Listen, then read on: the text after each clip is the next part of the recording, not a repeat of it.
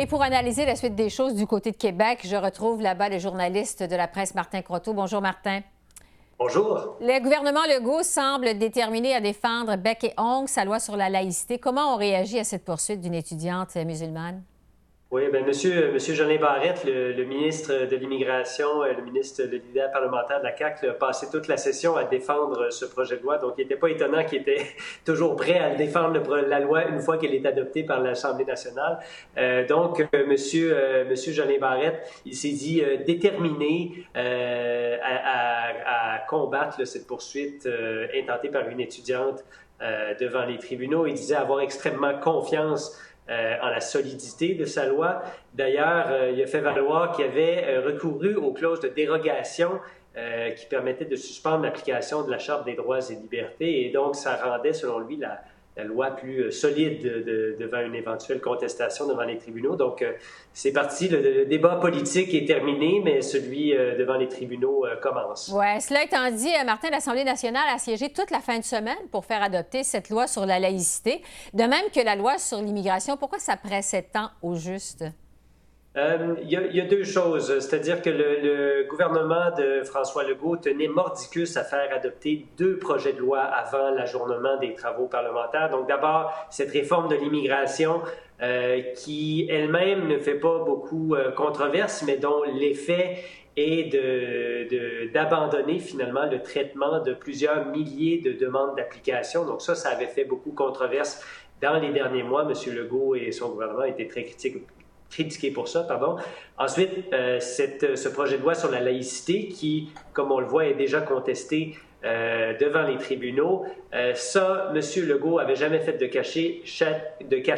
Il souhaitait adopter cette loi-là dès la session du printemps et mettre ça derrière lui. Il avait dit qu'il voulait pas que la laïcité soit son héritage politique. Donc, on comprend que lui, de son point de vue, il voulait en finir et adopter ça rapidement. Et manifestement, il n'était pas satisfait de la façon dont les travaux parlementaires se déroulaient dans les dernières semaines. Il accusait l'opposition de ralentir les travaux, de faire preuve de mauvaise foi. Donc, il a décidé de recourir au bâillon pour faire adopter les deux projets de loi en fin de semaine. Bon, justement, vous parlez du bâillon. Dans quelle atmosphère ça s'est déroulé, ces travaux en fin de semaine du côté de Québec? Plutôt tendu.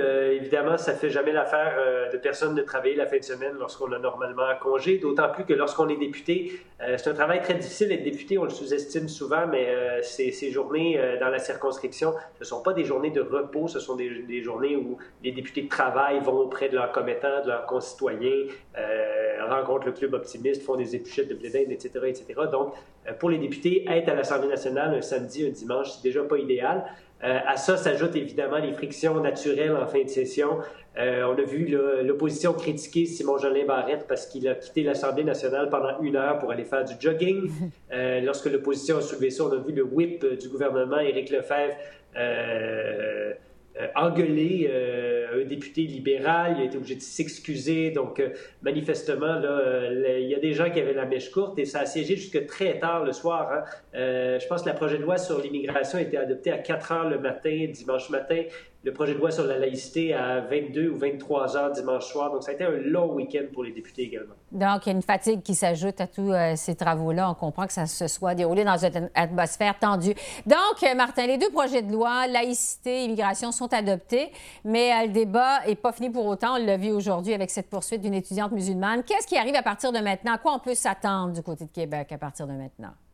Bien, ce qui est sûr, c'est que, et ça, l'opposition l'a dit dès la semaine dernière, si le gouvernement Legault espérait mettre derrière lui tout l'explosif débat identitaire avec l'adoption du projet de loi sur la laïcité, eh bien, on peut s'attendre à ce que ce soit pas le cas, puisque déjà, on voit, ça fait même pas 24 heures que la loi est adoptée. On a déjà eu cette étudiante là, qui promet de contester la loi devant les tribunaux en s'estimant discriminée. On peut avancer que, peu importe l'issue de cette poursuite, que ça aille en cour d'appel, que ça aille en cour supérieure, il est possible que d'autres groupes se manifestent contestent la pièce législative alentour. Donc, on en a certainement pour plusieurs mois, voire peut-être des années là, devant les tribunaux. Donc, et évidemment, on peut anticiper qu'à chaque fois, à chaque rebondissement qu'il va y avoir devant les tribunaux, ben, on va revenir mettre le micro en dessous du nez de l'opposition, du gouvernement. Donc, tout ça va rebondir régulièrement à l'Assemblée nationale, même si la loi est adoptée. En ce qui concerne l'immigration, eh bien là, il subsiste là, quel sera le sort de ces milliers de demandeurs d'immigration dont le dossier a été finalement jeté à la corbeille là, par le gouvernement Legault.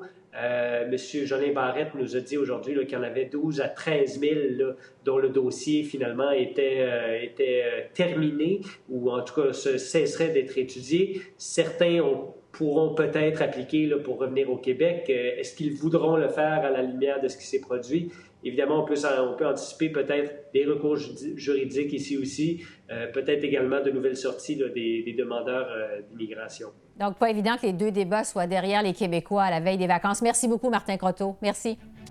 Merci beaucoup.